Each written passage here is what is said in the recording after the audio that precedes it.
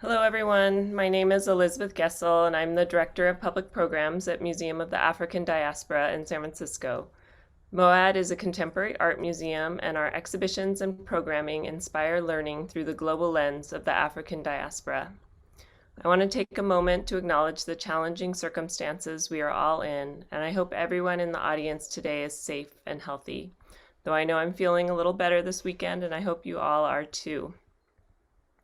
MOAD stands in solidarity with Black Lives Matter. We honor and mourn the senseless murders of George Floyd, Ahmaud Arbery, Breonna Taylor, Toni McDade, and Walter Wallace. We grieve for so many others who have lost their lives at the hands of police brutality and racial injustice, including those whose names we do not know. As this list continues to grow, MOAD will continue to say their names, as our commitment to honoring the victims and to attaining true racial justice is unwavering. As many of us are settlers, immigrants, or descendants of those forcefully brought to this continent, our institutions were founded upon exclusions and erasures of the indigenous peoples on whose land we are located. With deep respect, MOAD acknowledges that even in virtual space, we reside on unceded native lands, and thank the indigenous people of the Bay Area who have stewarded this land throughout the generations.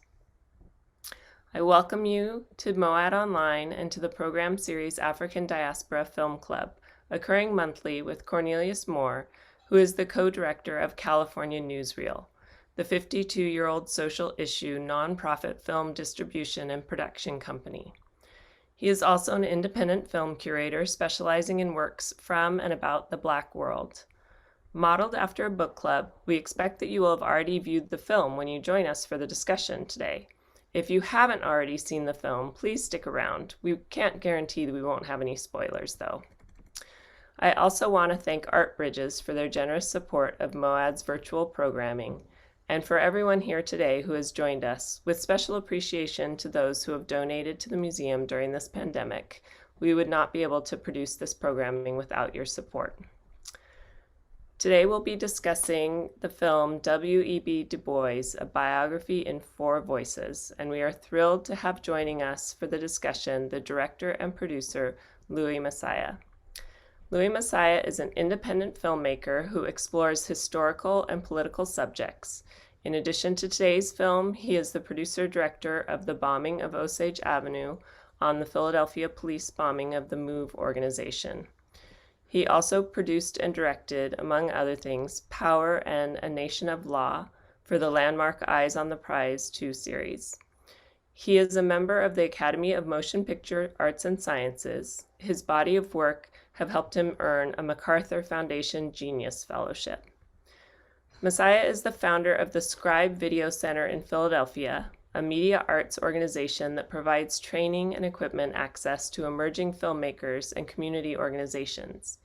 In 2019, 44 films that he produced through Scribe were included in the inaugural exhibition of the Musée des Civilisations Noires in Dakar, Senegal.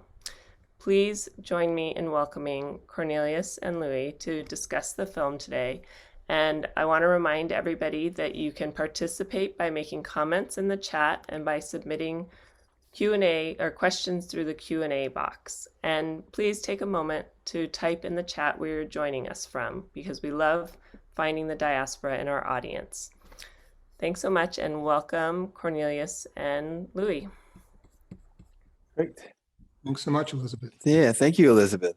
And hey, Louis, thank you for joining us and taking questions from me and the audience. And great to see you. And you're in Philly. So I'm going to acknowledge Philly's central role in it's the electoral victory, presidential electoral victory. And so how you doing, and how's Philly? How's things out there?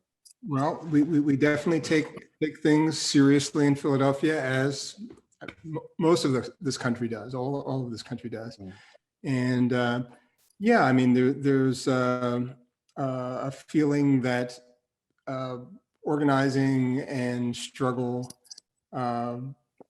really led to really having the turnout to affect the election.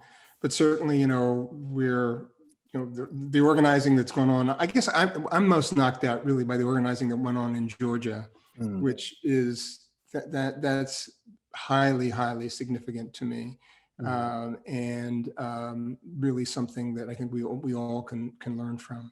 Right. The New Georgia Majority, is that what it is? And Stacey Abrams' organization, Fair Fight. Right. Quite a few people, but I mean, those organizations and come to mind at first. I agree with you. Thank you. Sure, thanks.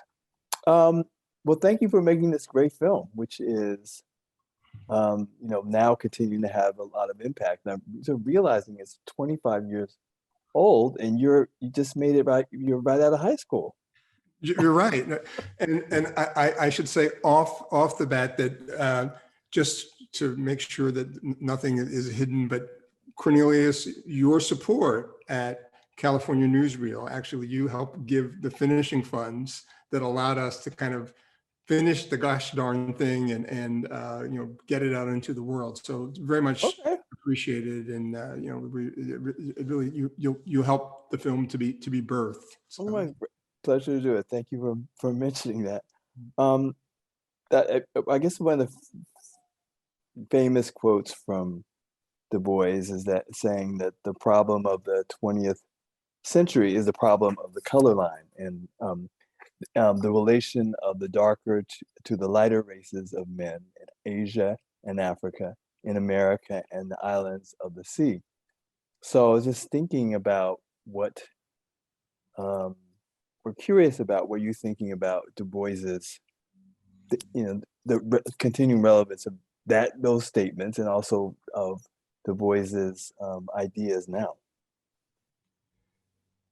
Yeah, I do think that the color line is extraordinarily real, and certainly, when we in this year of being extraordinarily aware of the disproportionate number of deaths due to COVID-19 in African American, Latino, indigenous communities in this country.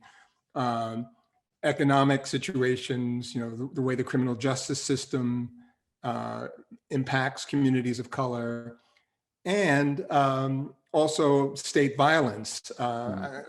This, covering it up by saying police, it's state violence and state sanctioned violence. Definitely affect people of color. So it's real, but it's interesting. Like in the end of the last century, actually, I think in 1994 or 1995, I was asking a number of folks what they thought. What is the Du Boisian question for the 21st century, the century we live in, and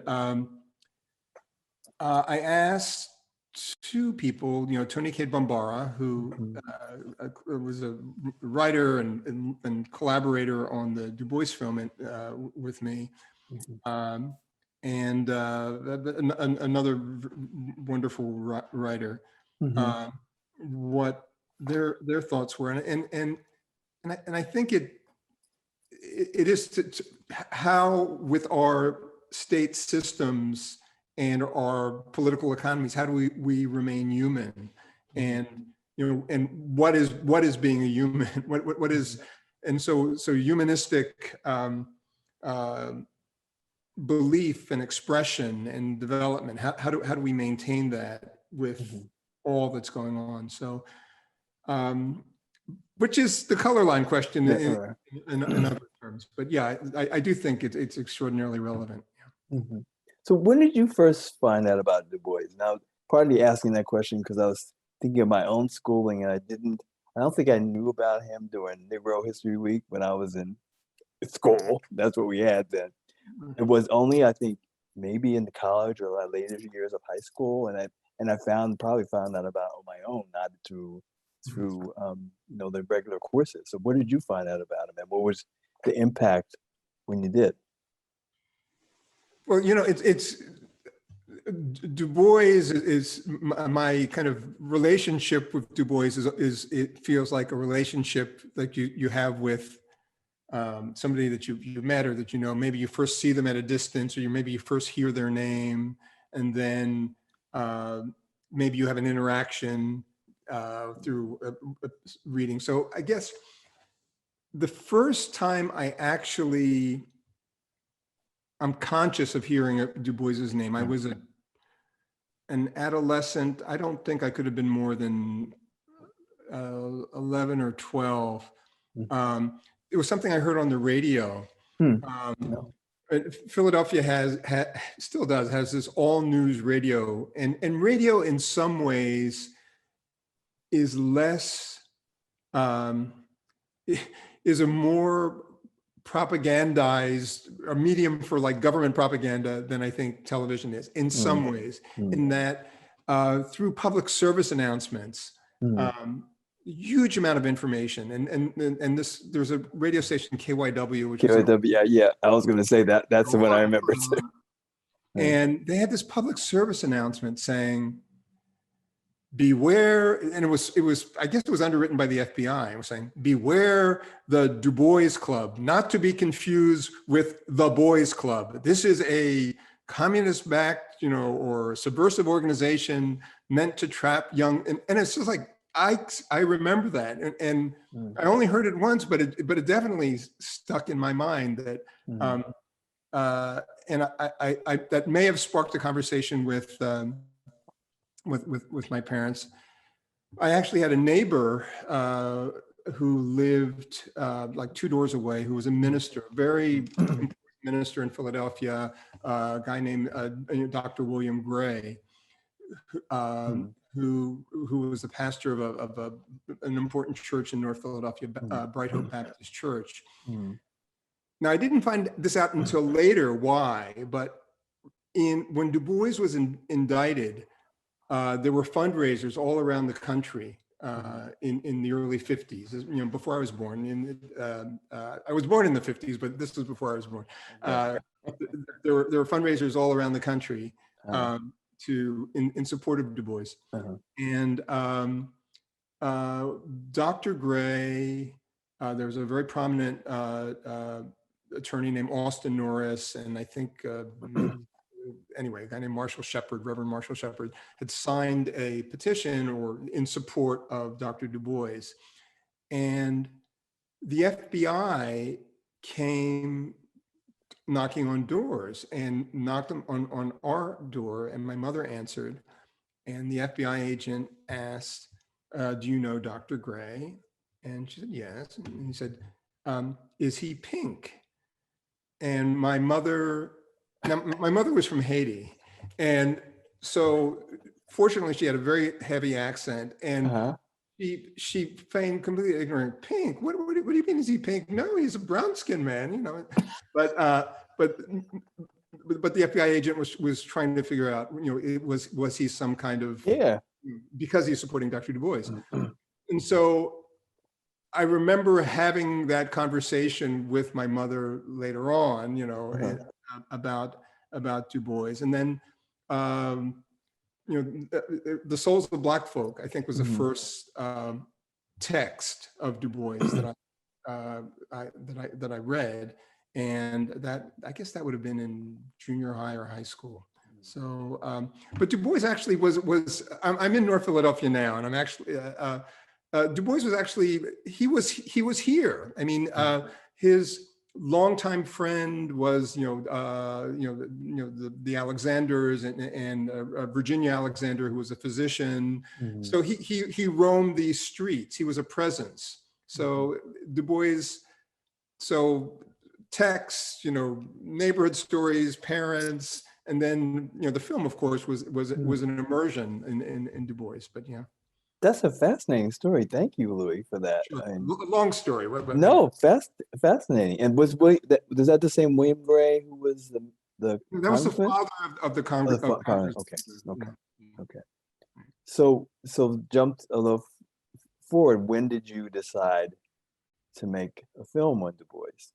And it is indeed that people should know it's the first film on Du Bois? Is it kind of Well, you know, as far they're actually, and you know, being first, I know is like a big thing, but there are other Du Bois projects. There was a film made about Du Bois's birth in Great Barrington that was made a few years earlier, but it really just deals with his early years. He grew up in Great Barrington, Massachusetts, and Carlton Moss, extraordinary cameraman, documentary filmmaker.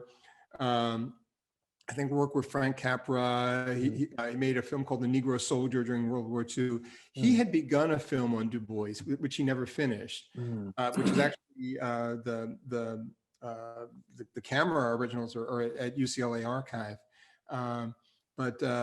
So Carlton Moss had begun a film, and Bill Greaves, after I'd finished my film, I think he had been planning a Du Bois film. He'd made a film on Frederick Douglass and Booker T. Washington, and I think was hoping that he was going to get support to make a film. So, but in terms of a film that kind of looked at his full life, as far as I know, I think yes, I think you're right. It's probably the first film.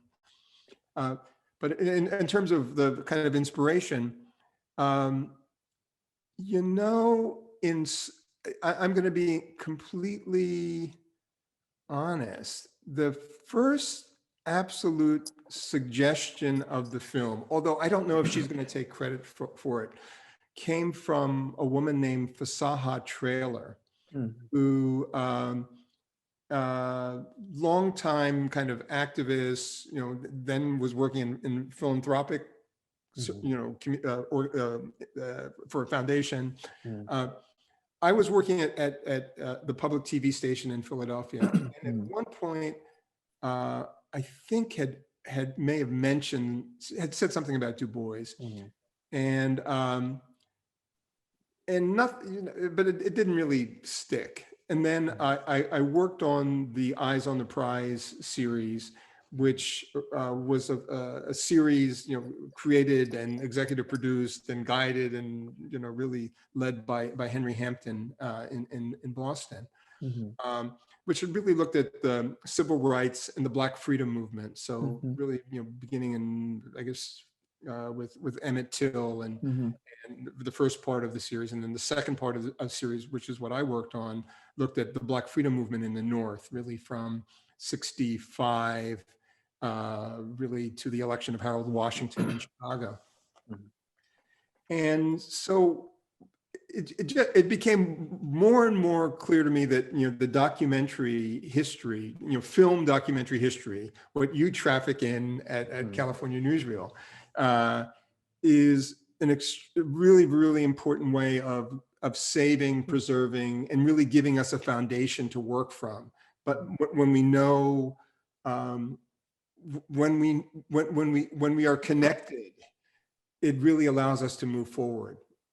So it seemed to me, so I think that there had been snippets of things about the period of enslavement, and on in terms of film, and the Eyes on the Prize series, I think, did a really good job of looking at, you know, the civil rights and the Black freedom movement, really from the 50s through, you know, towards the end of the 20th century. But that century between the end of slavery and the civil rights movement, in some ways, it didn't feel like it had been done. And there had been biographies of folks, but Du Bois, because he was so long lived, I mean, he was 95 years old. He was born in 1868, died in 63.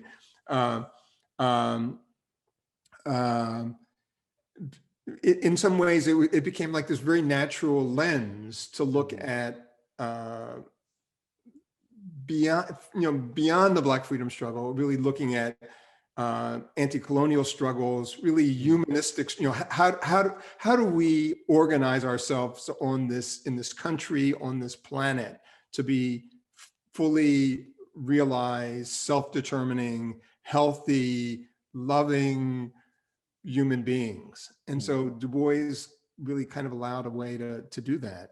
And so I guess that kind of led me to Du Bois. I think also to among artists, Du Bois has had, particularly writers, Du Bois has had a profound influence. And, you know, you see, you know, you whether it's in, you know, let's say the writing of, let's say, someone like Ntozake Shange, or you know, certainly Baraka, you know, Thulani David. I mean, just Du Bois is this reference point that keeps showing up, you know, in the literature, and there's something foundational in Du Bois.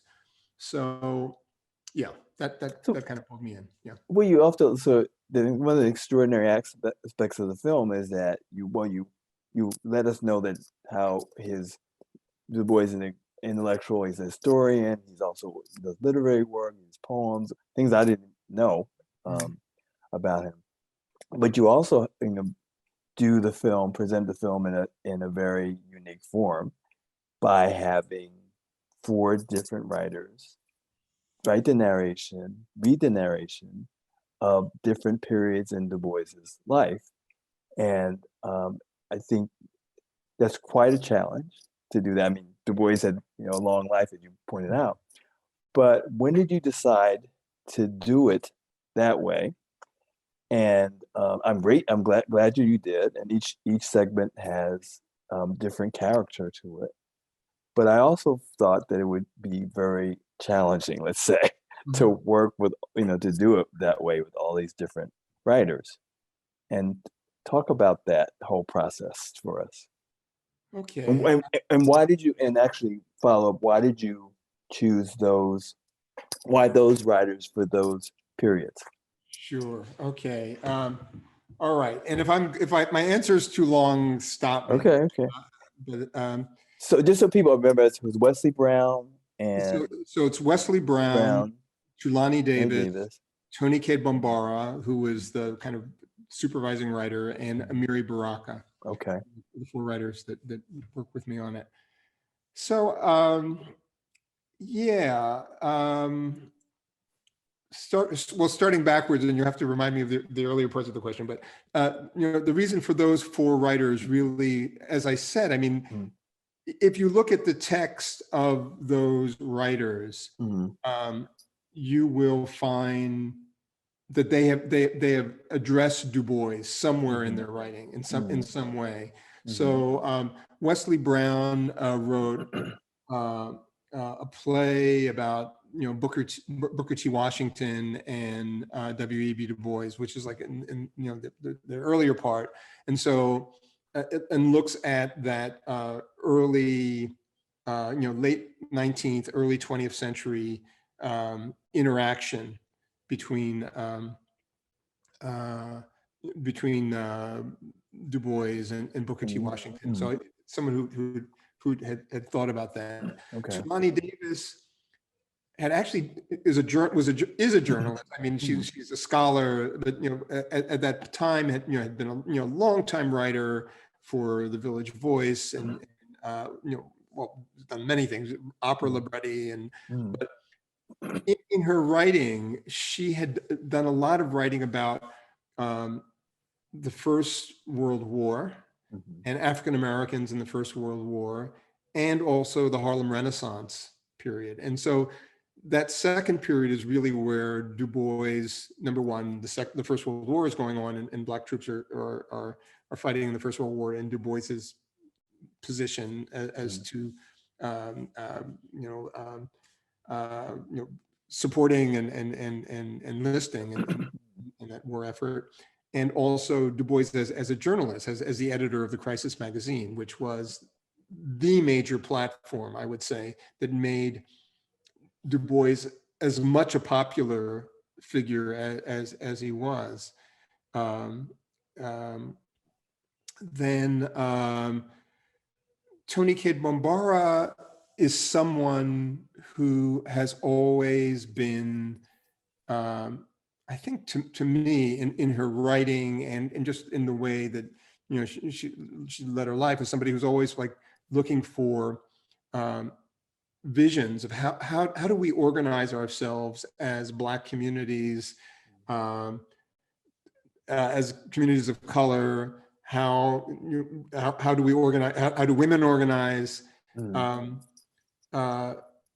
what is the vision of the future? And how do we create a vision for the future? And and so that period during the Depression, which is also the period when Du Bois is writing Black Reconstruction, although it's a historical text, but also in his writing, he's also trying to come up with a vision of how we can get forward, looking at cooperatives, which is something that I don't know why cooperatives come and go, but I don't know why we don't embrace cooperatives more. Thank you. Because and it's interesting. Foundations don't want to fund cooperatives. I've learned they want to form the sort of standard 501c3 with an executive director, but the idea of cooperatives they can't handle for some reason. All right, stop complaining. But cooperatives might be an economic model. So I know Toni was really interested in that period. And then Baraka actually had written a play about Du Bois's trial in 51. I'm forgetting the year, in the early 50s. Actually, it was commissioned by Bill Cosby, the play, and it wasn't produced at the time. Actually, it was Woody King did produce it maybe a year or two before Baraka died.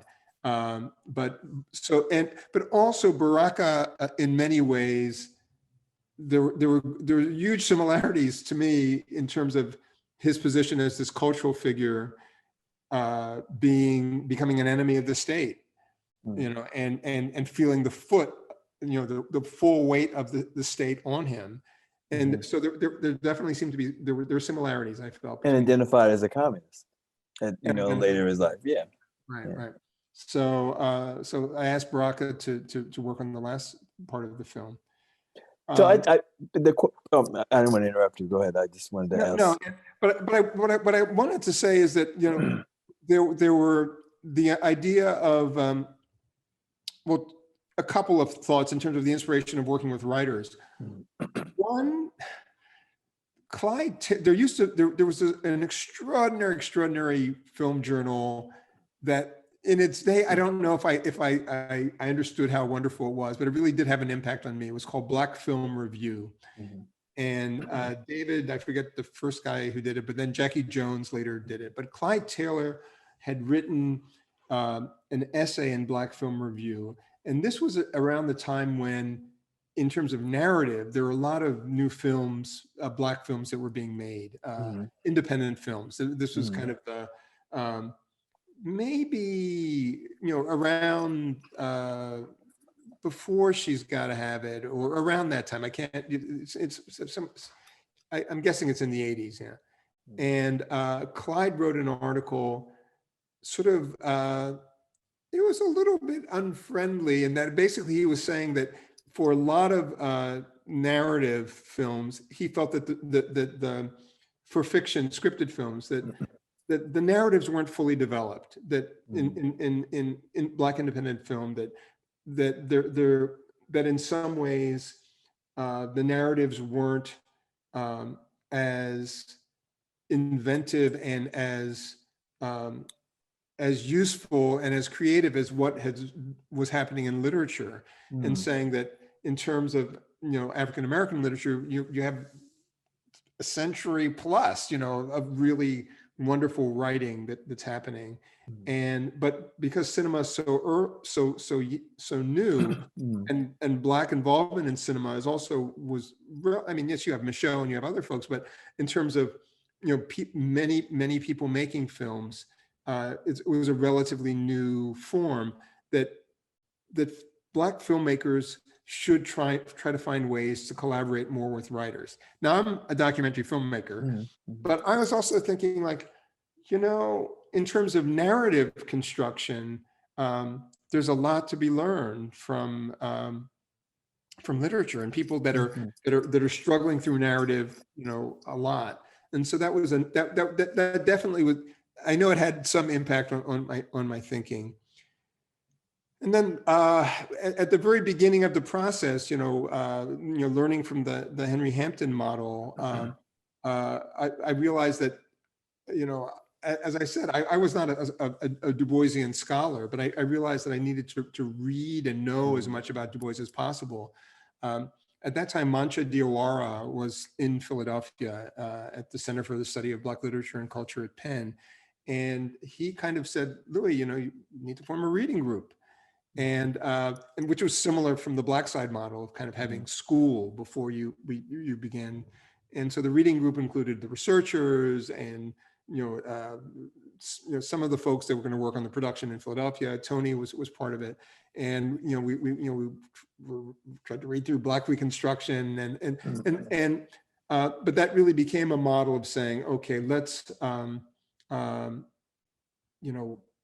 look at Du Bois as a writer, as a way in terms of how we kind of think, what the analyses and the stories that we present in the work. So very unique collaborative process, and that I'm trying to think of other ones like it or similar, or that produced work, a documentary or a narrative.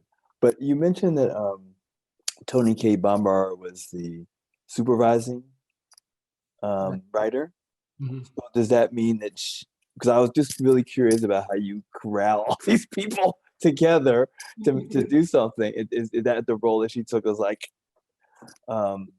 not so much, but it's so interesting when in the initial inception, in the inception, the initial idea, I had imagined that each of the writers in their narration would personalize much more, would talk about their own life, and that there would be a much stronger personal autobiographical kind of voice there. But all of the writers had such respect, and Du Bois was such an important force that I think Du Bois forces humility, and all of these people are good people, and but any thought of like trying to talk about my life in comparison to Du Bois's life, they didn't want to do it. That's not how they wanted. So you had you had meetings and said, well, I wanted to hear about what you're thinking. There's one moment, in the beginning of this last section with Baraka, where it begins with the Korean War, and and sort of talking about the Red Scare and the beginning of like the Cold War, and he's talking about young men, and I'm saying, Amiri, you served in the Korean War. And then he, as kind of little soft to me, he said, like, young men like me. So he added like me in the narration. But again, I feel you have to approach Du Bois with great humility. And so that's but still within there definitely is a relationship that the writers have with Du Bois, but they didn't want to foreground that in the writing. Okay, and I would say you're exhibiting humility too in this whole project by always lifting up other people who were and naming people who were contributed to the project. But in all honesty, that is really the joy of filmmaking. And when I get stuck and can't, you start a project, it's because like I don't have anyone to play with. You know what I mean? Making a film is a wonderful way of interacting. And I don't want to be somebody's boss when I'm making a film. I want to make a collaborator. When I'm making a film. And so that was the joy of working with people. And the scholarship that they brought to the project really was extraordinary, the writers. In addition, of course, I had, David Levering Lewis, Gerald Horn, Bill Strickland, Mary Nell Morgan. I mean, just really, wonderful folks who looked at cuts and advised. Manning Marable, sort of help me get through it. Yeah, but really array of people who were in there representing, different periods in Du Bois's lives, the people we worked with, people from and maybe had clashes with, But you have Herbert Aptheker, Right. and Marvel Cook. And I just wrote these names down. Mm-hmm. People from the Garvey movement who were, NAACP bureaucrats, Mm-hmm. because the NAACP, kind of, he had a complicated relationship with the NAACP. Let's not call them. These are people who did extraordinary work at the NAACP. So I mean, it was an organization, and the organization functioned the way it had to work. But I even though I definitely believe, I'm on the side of Du Bois, but I wasn't, even though there were people that oppose, or their parents oppose, or they personally opposed Du Bois, I wasn't making a film about enemies. I mean, I was trying to understand the complexity of the time and the moment. Okay. I really appreciate it because there were all these names of people that I would, I stop the film and go, write their names down and look them up. It's like, who were they again? And then find out the incredible things that they had done.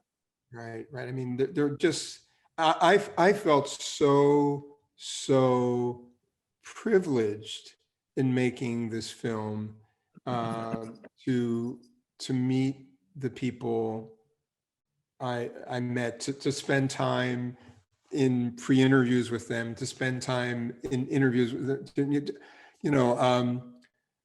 You mentioned Marvell Cook, Louise Thompson Patterson. Oh boy, Herbert Aptheker. Oh, he was so kind to me. The Du Bois library is expensive. So I basically, I would go to the library and take books out of the library and photocopy them, and then send a copy to the writers, for particular articles. He had the publisher, because he had edited Du Bois's library, collection, collected works. He had the publisher, send me the books. So like one day on my front step, there are like, 25 boxes, maybe let's say 10 boxes of books. It's like, it's gold, you know what I mean? It's just like so important. And so everybody contributed. There's a woman named Annette Rubinstein who's in the film, and she connected me to a woman, an activist, a woman named Edith Tiger, who I didn't interview on camera, but she said, come up to New York. I have this old footage. It's just been sitting in a box. And it's like incredible footage, So people really, people helped me make this film. People helped me make this film. I just want to remind people, if they have questions, to put them in the chat. The film is 2 hours. It doesn't feel like that. I mean, it goes by fast. But I was curious if there was things that footage or strands of the work that you really, struggle with having to take out. And if that was the case, I'm curious what that would be. I think there are 3 things Well, there were a lot of things, but the Okay, three things yeah. that come to mind. One is the biggest thing is I feel that, and we were talking about this maybe before the webinar began.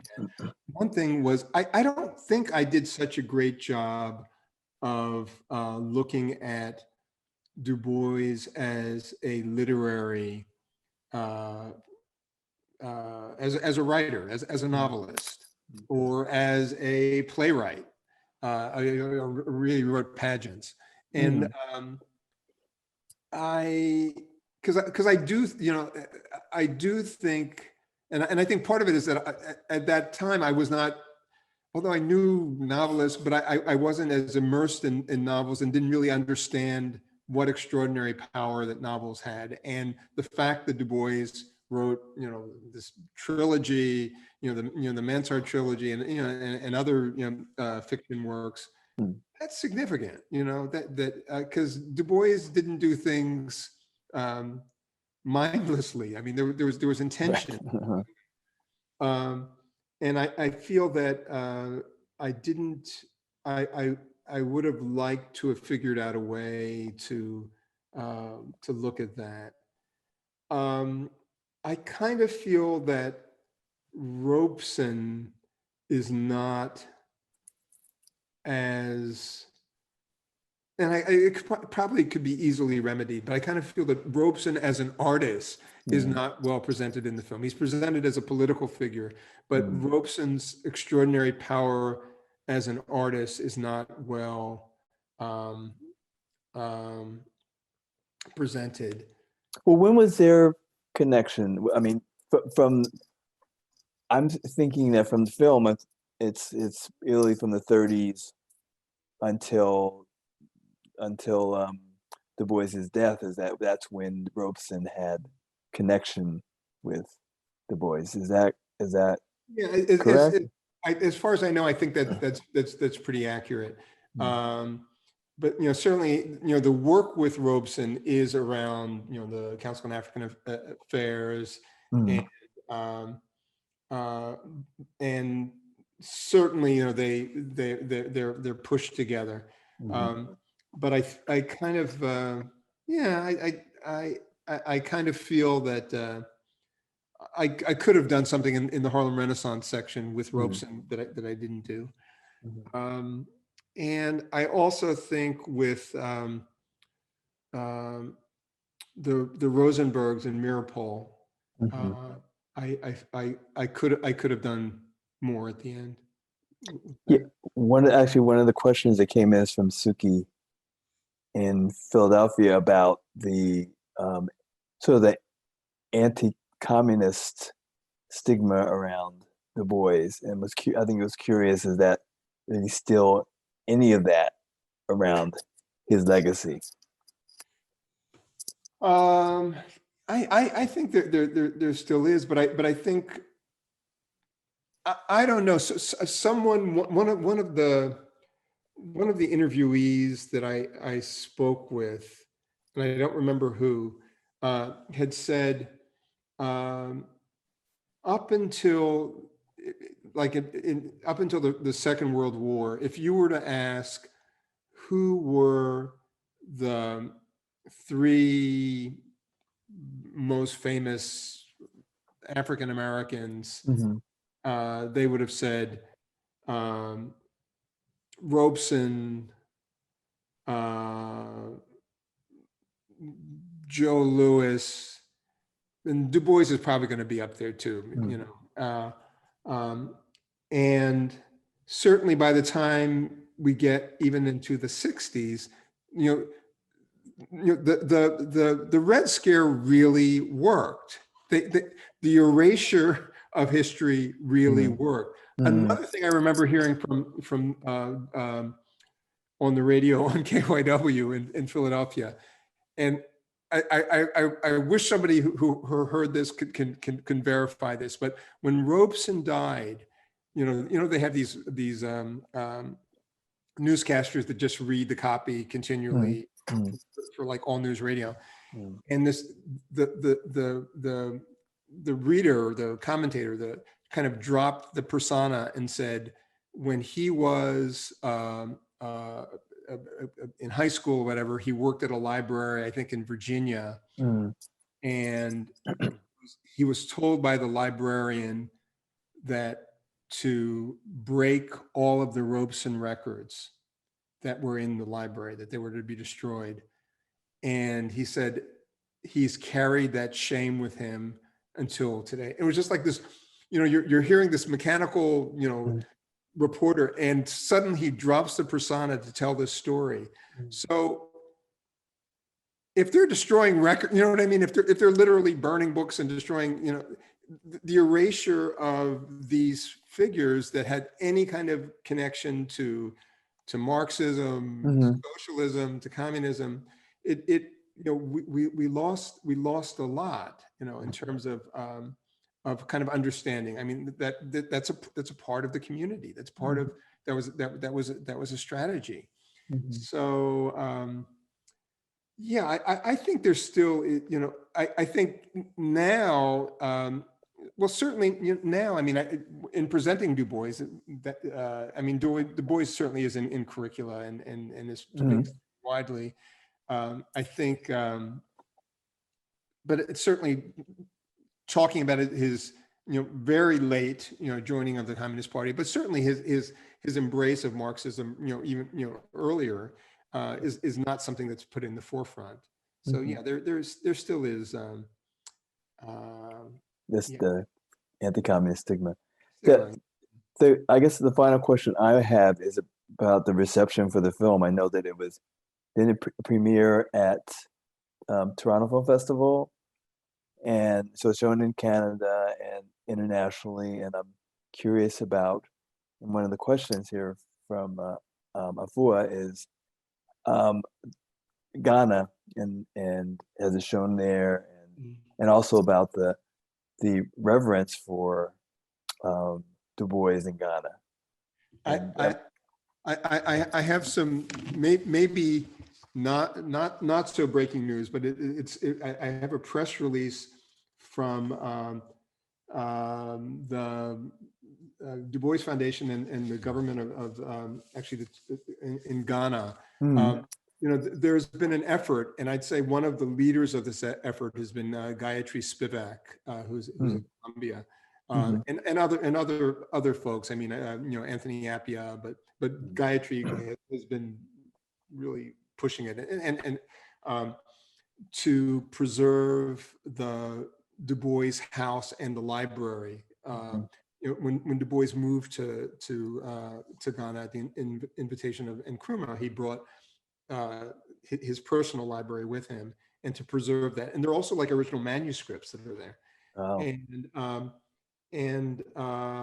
So it is now formal. So there's a W.E.B. Du Bois Museum Foundation that has been organized, and now they will develop a Du Bois Memorial Center into a museum complex to honor W.E.B. Du Bois. And this pretty hot off the press from the 15th of October of 2020. So we're so the government of Ghana definitely, has honored Du Bois, and certainly the Du Bois film has, I mean, they were selling it there. I didn't give them a license, but anyway, no. But hey, the work is meant to be seen. One of the screenings that had the most, that meant the most to me was a screening at FESPACO. Maybe I guess a year after it's the Pan-African Film Festival, in Burkina Faso, yeah. And at that time, I did not. The film was invited to be screened, and I didn't have the money to make French subtitles, but I could do it on a video. I had a video thing. I had a film print, but I had subtitles on a video print. There was this group of students who drove from Senegal, from Dakar. Dakar, you have to drive through Mali to go to Burkina Faso. because they'd heard about this film about Du Bois. Because Du Bois is, very important, to folks in Pan-African struggles, and they were to see this film. That meant so much to me, but it was in English, so they were straining to understand it. So then, fortunately, we had the little video so they could watch it with the French subtitles. But that screening meant a lot to me. That's great. Was that when the film was first released, or? It was a film when the film was first released. Yeah, it's French subtitles now. It's been on a francophone cable service in francophone West Africa. It's been shown in France and other places around the world too. So we have a question from Ronald about, and maybe what time is it? Oh, might be the next to last question, maybe. Sorry, I've talked. No, it's fascinating. Yeah. What would Du Bois comment and advocate today for the Black community to do in our post-Obama VP-elect Kamala Harris Black Lives Matter era we are now in? All right. Well, that's a big one. That's a big one, but also I'm sure Ronald probably has as many answers as I have, and I think it's like this. It's so presumptuous that I'm sure Ronald probably knows the answer. So I mean, there's lessons to be learned from the writing and the work. I mean, we definitely need to organize. We need to be clear about what we're fighting for, and we need to recognize the breadth of the community. I mean, one little thing. All right. Yes, I'm very happy that I watched the acceptance speech yesterday of Kamala and Biden, but they kept talking about, and we're doing this for the middle class, and like, can't you say poor people? Can't you say working class? Would that hurt so much to say that we want America not just for the middle class, but for people who are not, to talk about class issues? And within the Black community, we need to talk about, we have to be the breadth of the community. It's not just, we have to be clear about that, and that always needs to be front and center in our analyses and how we figure out strategies about what must be done. Yeah. And I'm glad you brought that up. What the hell is middle class? I mean, the idea of what that, I mean, everybody, and maybe even people who are not quote unquote middle class may aspire to be middle class and look at what their wealth is and what their income would be like, not middle class, but anyway, I'm really glad that you mentioned that. I mean, even dissecting what the whole idea of what the middle class is, factually. But also acknowledge that there are lots of folks that it's a meaning.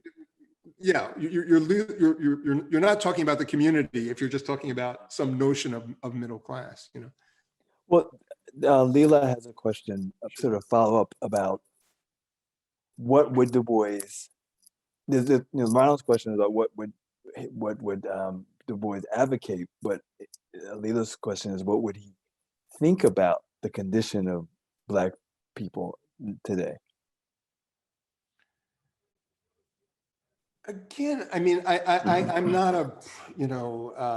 a mind reader or prognosticator, but I mean, I think, Leela, what do you think of the situation of Black people today? You know what I mean?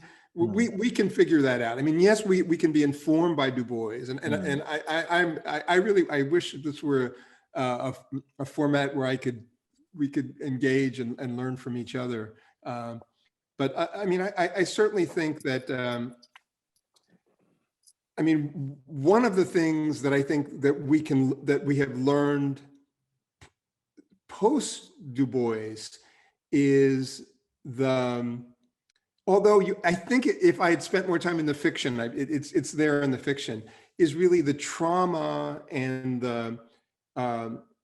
that part of what's happened with enslavement and post-enslavement and structures and political and economic structures that are in place to preserve power, is it has a psychic and weight on us, and dealing with that is part of, we have to deal with systems, but we also have to deal with our own health too. I'm not to get overly whatever spiritual-ish about it, but self-care too. self-care, but self-care sounds like a slogan or whatever, but yes, it is self-care, but it's also community care, and really taking that very seriously. Back to what you were saying about the developments in Ghana, was there anything that people who were on this chat today could follow up with? Is there a website or? Yeah, it is the W.E.B. DuBois Museum Foundation, which is actually based in New York, and it includes Ambassador Harold Doley Jr., Henry Louis Gates, Kwame Appiah, Emmanuel Agyempong, Daniel Rose, and Deborah Rose. So they are the financial engine that kind of helped this to happen. The W.E.B. Du Bois Foundation. The W.E.B. Du Bois Foundation. Yeah. Okay. It's very, very exciting news. Great. So I wouldn't let you go without hearing about what you're doing now and with the film that you're working on, because I think people will be fascinated. Okay.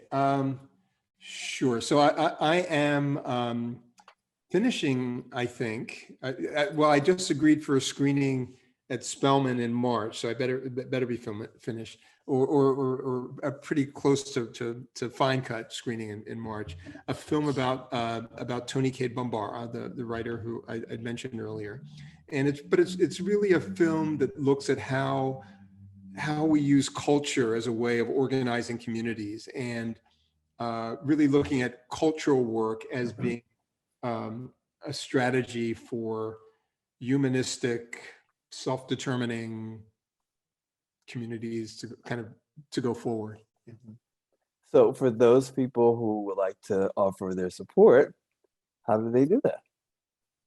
Thank you, Cornelius. Okay, so one thing, you can send me an email, and I'm happy to talk with you. But at Scribe Video Center, and I mean, one.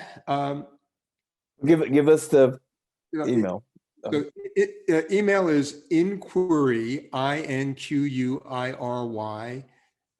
arabesque at the @ scribe, SCRIBE.org. So inquiry at scribe.org. Or you can just send it to L Massiah. I shouldn't be so secretive. L Massiah at scribe.org. And there are different ways, like if you can help out. I mean, there's research. I'm looking for footage, archival footage. I'm looking for. If you have really great post-production skills, there are lots of ways we can figure out. You can help. Is there something else you want to say before we sign out? And there, Elizabeth, I want to see if there's any questions I didn't answer. Doesn't look like it. There's one more question in the Q&A box, if I can go ahead and just ask it. Okay, sure. Malkia K. Lydia asks, what role do you think Black filmmakers can have in healing or addressing the tensions within the Black world along lines of nationality and diaspora? Malkia, I'm so sorry. I forgot. You know what I'm talking about. I'm so sorry. I apologize. If it's not too late, I'll still do it. But I'm sorry. Anyway, it was the election. That's what made me go crazy. Yeah, I mean, I think that the more we understand that film is a tool, that it's not just about making something for consumption in the in the entertainment industry, or watching something on YouTube to like pass away time, but that film can actually have a role in how we build community, and really figuring out who's doing work and how can a film help this community group, this organization, this movement, and then creating media work as a way, as one more tool in struggle, to kind of be fully human, self-determining individuals and communities. Okay. Thank you, Louis. Sure. So I think it's about time, unless somebody has an urgent question they need to ask.